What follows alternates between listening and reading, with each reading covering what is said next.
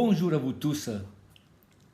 Nous voici que nous sommes à la troisième part de notre connaissance d'une forme particulière d'amitié entre un jeune musulman et un homme plus âgé, chrétien. Les deux, selon la culture, les voies de vie et les modalités d'accueil qui sont dans plusieurs pays au monde, les deux ne peuvent pas être de vrais amis, puisqu'ils appartiennent à deux mondes totalement différents, les musulmans et les chrétiens. Et dans certains pays, les deux ne peuvent pas se parler. Mais par contre, ici, on a deux personnes qui, malgré la connaissance des règles, mais surtout puisqu'ils veulent vivre leur relation amicale et de total respect, selon leur envie, ils marchent en avant toujours, même sachant que quelque chose de vraiment grave pourra bientôt venir à tous les deux ensemble. Maintenant, c'est la foi de Pierre de parler. Et après, Mohamed ira lui répondre. Pierre, je ne crains rien tant que le sectarisme et le fanatisme, surtout religieux. Notre histoire chrétienne emporte de nombreuses traces. Il divise déjà l'Église. Frères et amis, sachons souffrir avec eux, les musulmans. Ne rejetons pas l'islam parce que des fanatiques le servent mal. Des millions d'Algériens vivent humblement de cette foi. Ils puisent le courage de vivre une existence souvent difficile, l'espérance d'un jugement de Dieu et de lendemain meilleur. La force de lutter quotidiennement contre tous les asservissements. Faisons confiance à ces milliers d'anonymes qui souffrent plus que nous de tous les excès. Quant à moi, et non sans craindre pour l'avenir des moments difficiles, j'ai la conviction que le fanatisme se condamne par ses excès mêmes. Nous en faisons la triste expérience dans l'Église catholique, quand elle se fait persécutrice. La religion peut être le lieu des pires fanatismes, car les hommes habillés du manteau divin leur soif de toute puissance ou, plus simplement, leur bêtise. Toutes les religions sont sans cesse exposées à devenir des instruments d'oppression et d'aliénation. Nous pouvons lutter contre cette dénaturation de la foi, la nôtre comme celle des autres, en maintenant le dialogue malgré les remous de surface et les apparents dessourcillements. Le dialogue est une œuvre sans cesse à reprendre. Lui seul nous permet de désarmer les fanatismes, et nous, et chez l'autre. Voilà la suite de Mohamed. Cela fait 30 ans que Pierre vit en Algérie. 30 ans qu'il enseigne l'arabe aux Algériens et leur partage son sourire. 30 ans et 15 ans qu'il est évêque à Oran. Pourtant, jusqu'à la guerre civile, il n'était pas très connu. Mais depuis que l'Algérie va mal, tout le monde le connaît. Il écrit dans les journaux. Il parle à la radio. Il a même écrit un livre. Il parle sans cesse de l'Algérie, de ses malheurs, de ses angoisses. Et surtout, il critique beaucoup de monde. Il s'en prend à ceux qui tuent, à ceux qui les arment, à ceux qui les applaudissent. Il sait que l'Algérie qu'il espère, libre, pacifique et plurielle, ne se trouve derrière les canons des personnes. Mais il refuse tout de même d'abandonner la partie, de se résigner. Tout le monde le connaît en Algérie, mais en France aussi on le connaît maintenant. Là-bas, il parle même à la télévision. Ici, on sait qu'il est connu là-bas, et c'est encore plus dangereux pour lui maintenant. Sa mort fera beaucoup de bruit, et nos tueurs n'aiment que les vacarmes. La plupart de ses amis lui disent qu'il s'expose trop, qu'il prend trop de risques en parlant comme ça. Il a aussi ceux qui lui disent de partir, de rentrer en France.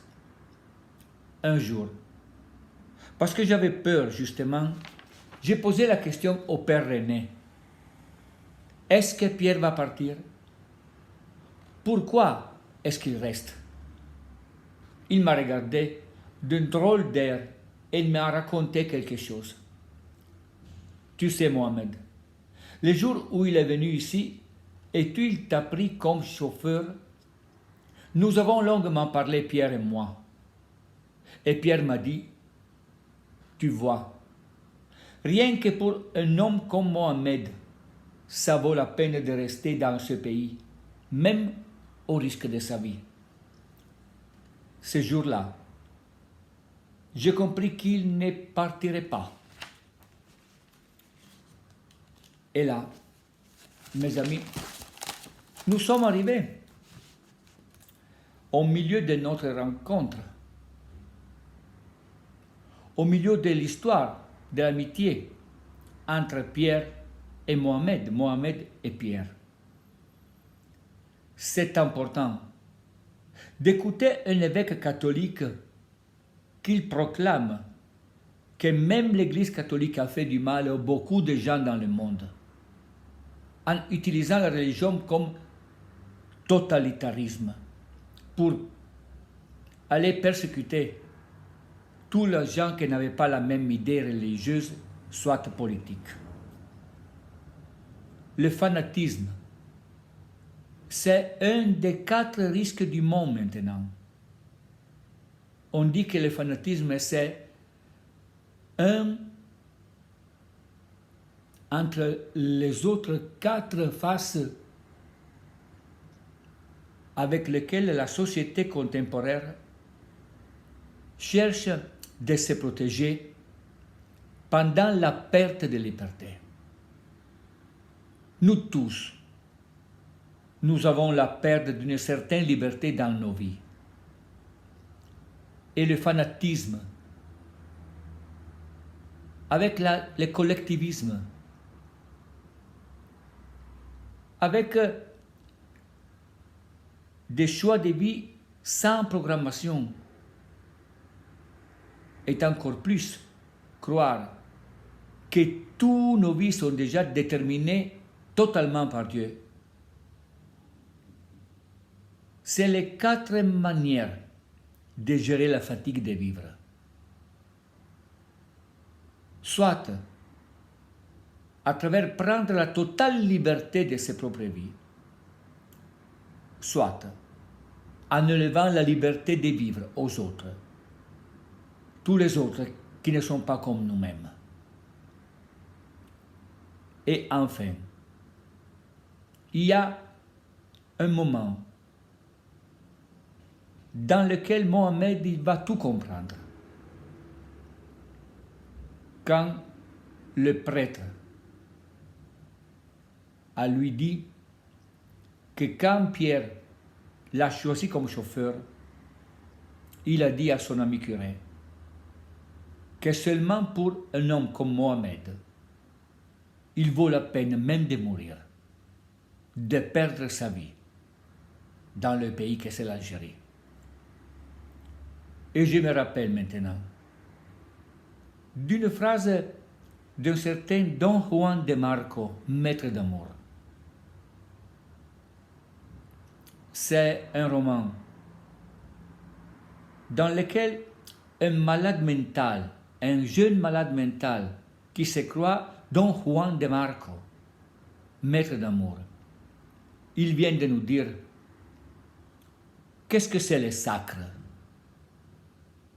de quoi s'est fait l'esprit, pourquoi vaut la peine de vivre, pour qui vaut la peine de mourir. Et à tous les 4 questions, il y a une seule réponse, l'amour. L'amour est sacré. L'amour forme l'esprit. Pour l'amour, il faut vivre. Pour l'amour, il faut mourir. Et grâce à ça, Mohamed et Pierre n'ont pas peur de vivre leur amitié. Et nous que nous sommes là maintenant, est-ce que dans nous-mêmes, il y a la même âme, la même source qui vient de nourrir toutes les parties de notre être de vivants dans le monde? Est-ce que pour l'amour,